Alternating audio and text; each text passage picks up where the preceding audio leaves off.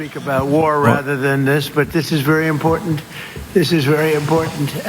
pense que vous préférez parler de la guerre plutôt que de ceci, mais ceci est très important. On fait beaucoup de choses sur le front de la guerre. Pour dire les choses simplement, quelqu'un m'a demandé sur une échelle de 10, où est-ce que nous en étions? J'ai dit à 15.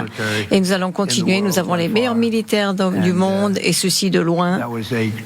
Et c'était une menace terrible pendant de longues années, 47 ans, où ils ont tué, pendant lesquels ils ont tué beaucoup de gens dans le monde. Et si ce n'était pas Israël qui était intervenu, nous l'aurions fait, nous aurions porté un coup. Nous n'avons pas encore terminé un des pires accords à l'époque d'Obama, un accord nucléaire où il a tout donné à l'Iran, y compris les armes nucléaires. De mauvaises choses se seraient produites il y a 4 ans parce qu'ils auraient eu déjà une arme nucléaire il y a 4 ans, mais ils n'ont pas pu terminer cet accord. Donc nous sommes maintenant dans une position très forte et leur leadership disparaît rapidement. Tous ceux qui veulent être leaders et dirigeants finissent par mourir. Et c'est une chose étonnante qui se produit sous vos yeux à l'heure actuelle, parce que pendant 47 ans, nous avons été poussés par eux, et ça ne doit pas être le cas, et vous avez pu le voir comme moi. Il y a des progrès énormes qui ont été réalisés. Nous avons effacé leurs missiles, leurs lanceurs, ils attaquent leurs voisins, et dans certains cas, ils attaquent même des alliés, et des alliés de longue date, et une nation qui n'a plus de contrôle, et qui se serait retournée contre nous si on avait attendu encore un peu plus. Un grand facteur, c'était donc Soleimani, qui a été tué pendant mon premier mandat, et l'autre facteur, c'est la reconstruction du militaire lors de mon premier mandat, et ensuite les B2.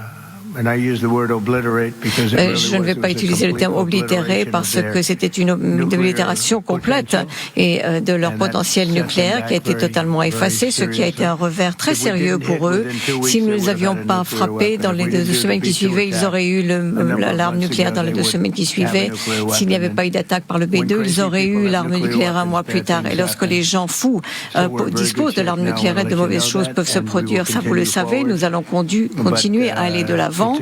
Et c'est une montre, nous démontrons une puissance militaire très importante. Je suis très heureux de voir certaines personnes dans la salle, les sénateurs et les membres du Congrès. Nous avons avec eux reconstruit les militaires pendant mon premier mandat, et nous utilisons cela un peu plus que j'aurais pensé que nous le ferions. Le Venezuela a très bien fonctionné. Nous avons de très bonnes relations avec le président, les différents représentants, et nous avons des centaines de milliers de barils de pétrole que nous utilisons pour notre bénéfice et celui du Venezuela, qui réussit beaucoup mieux qu'avant. Et nous allons avoir un gros morceau de tout ceci, et nous allons rendre la vie merveilleuse pour le peuple vénézuélien qui a été très fortement frappé. Et c'est beaucoup de choses en peu de temps, mais vous pouvez donc voir cela par vous-même. Et maintenant, nous faisons quelque chose dont nous sommes très fiers, parce que c'est, je dirais, en quelque sorte mon idée. Créer votre propre usine nucléaire. Et tout le monde pensait que je plaisantais. Ils ont dit, vraiment, vous pourriez faire cela? Pourquoi est-ce qu'on ferait cela? J'ai dit, je vous obtiendrai des permis très rapidement et vous pourrez construire vos propres usines. Mais nous allons donc voir les détails avec les plus grands industriels, certains de nos grands dirigeants, de nos sénateurs. Félicitations et la médaille d'honneur pour vos 100 ans.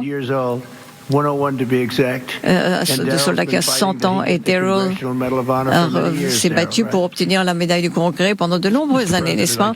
Monsieur le Président, tout le crédit vous revient d'avoir réussi avec les avocats de la Navy, de la Marine, d'une façon que je pensais étonnante et difficile. Il a fallu que l'on fasse les choses un peu rapidement, mais il semble qu'il est en bonne forme. Il a encore quelques années qui lui restent. Il envisage de revenir ici pour votre prochaine cérémonie de remise de médaille d'honneur, et il sera également la star de Tailhook cet été. Si vous voulez donc venir à Reno, je ne peux que vous féliciter pour ce succès. Il ne s'est pas arrêté, je le connais depuis longtemps, il ne s'arrête jamais, donc félicitations.